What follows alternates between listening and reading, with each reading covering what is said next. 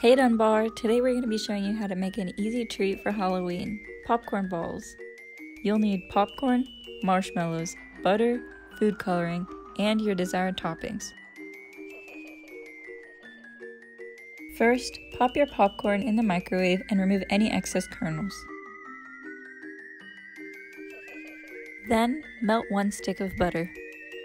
Add your marshmallows and melted butter into a saucepan. Melt and mix until evenly combined.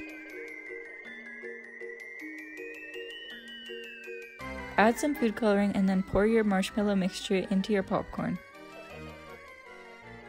Mix together your popcorn and then add in any toppings you'd like. We used M&Ms and Halloween-themed sprinkles.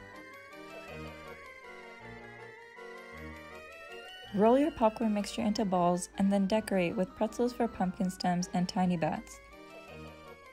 And then you're done. Enjoy!